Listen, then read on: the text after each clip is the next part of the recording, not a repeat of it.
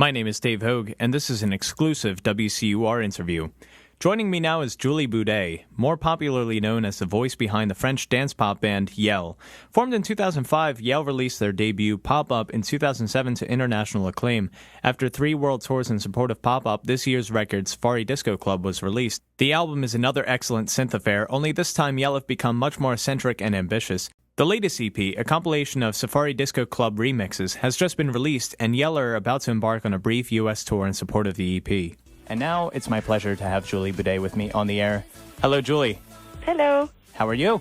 How are you? I'm fine, thank you. Good. So, Julie, what is currently going on with Yelle? We are really happy about the new album, and we are touring for almost 1 year and a half now. So right. It's really cool. People really love the new song, and they enjoy the new show too. So we are really happy about it. That's great. One thing that strikes me about Yelle is your popularity in the U.S., and it seems like there's a glaring difference between pop music in France and pop music in the U.S. What differences have you seen between the Parisian pop scene and American pop? I think people in America are totally free. They don't really care about rules and don't really care about the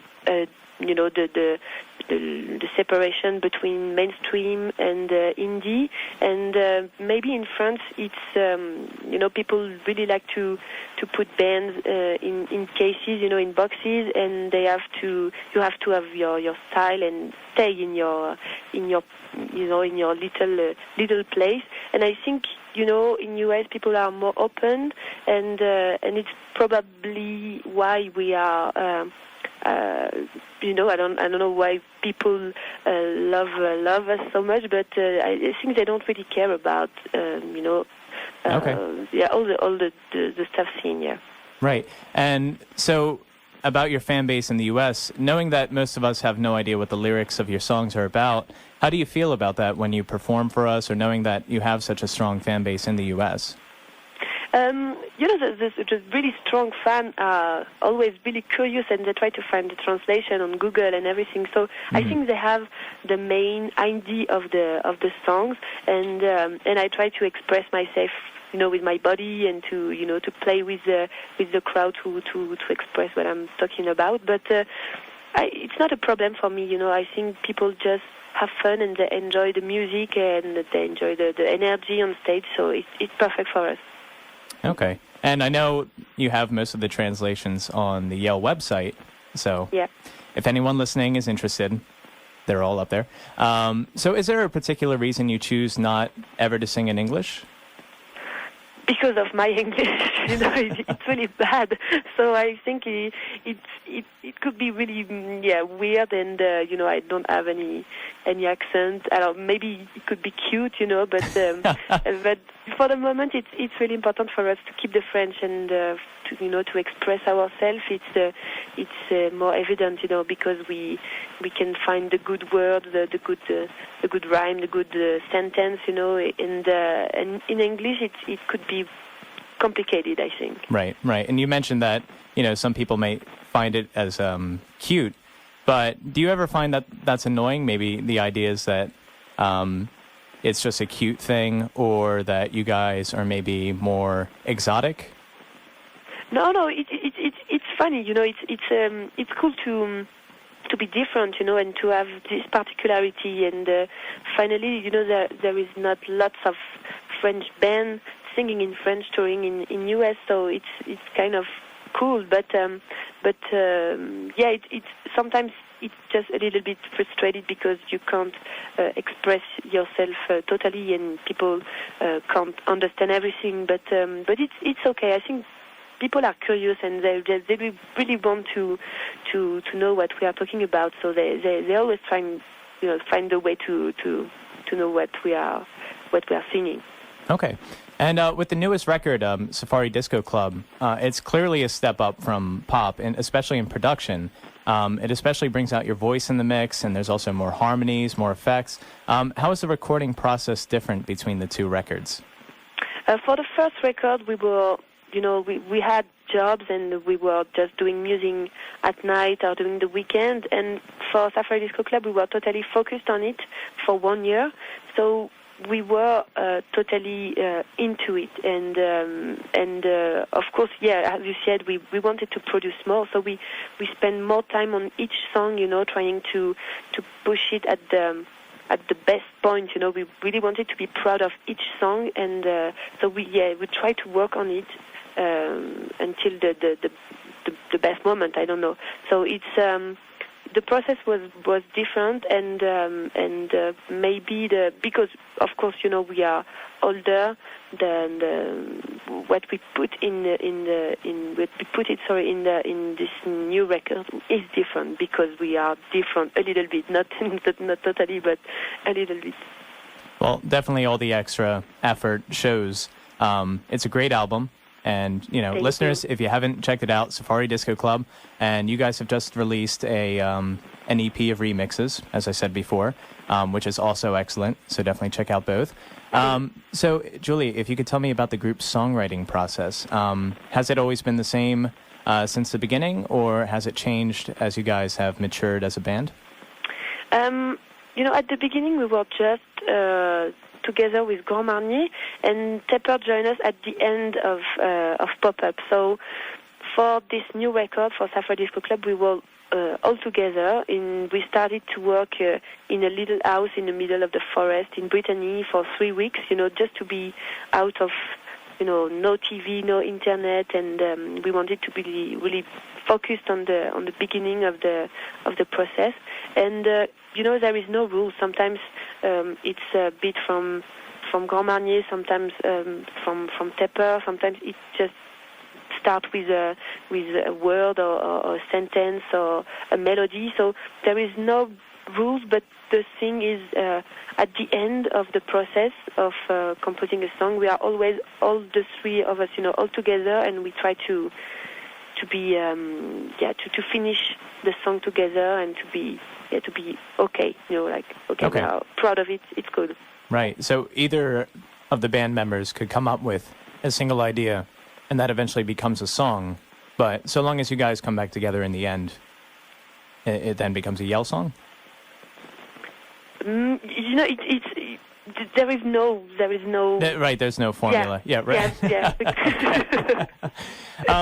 So as I mentioned earlier, Yelle will be briefly touring the U.S. In the next week, making a stop in Philadelphia on December 10th at the Union Transfer.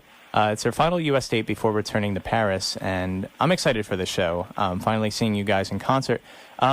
So what is your favorite part of the touring experience?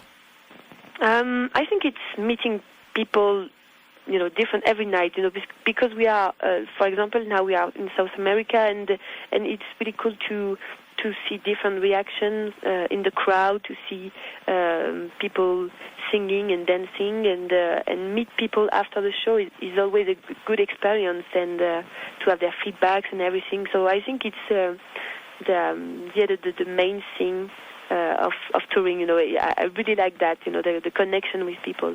Right. And you guys just played a show in Colombia, right? Yeah, it's tonight. Tonight. Okay. Yeah, right. yeah, it's tonight. Yeah. Okay, and then you guys are going to Miami. Exactly. Yeah, right. Okay. Back in USA. Back in the US. Yes. How long has it been since the last time you guys were in the U.S.? We started the tour in November. I think it was November the 10th in Los Angeles, and okay. And we did a whole tour. No, we did few days in US, and after that we came in South America, and now we are back in. Yeah. So you guys were on the West Coast doing it. Exactly. Okay. So now coming back around for the East Coast. Exactly. Can't forget about us. And of course. Yes. So with the touring experience, what differences do you see between the audiences in the U.S. and the audience in Paris? In Paris, because people understand the lyrics, they are maybe more focused on it, and they need more time to get into the show, into the music. But for sure, at the end, people are dancing and having fun. But I think in USA, it's more immediate. People are totally into it since the beginning from the end, and they are giving a lot, and it means a lot for us. Yeah. So taking a step back from touring and all that, what music are you currently listening to or grooving out to? The last months, I fell in love with the War Paint album. Oh, that's an excellent one. Yeah. Yeah. I discovered the band in Coachella, and it was a totally amazing moment. Mm-hmm. And the James Blake album too. I'm a big fan of it. And I'm not listening to a lot of music, on tour, because I'm always sleeping. Okay. So I finally don't listen lots of music. Okay. I'm sorry. No, it's fine.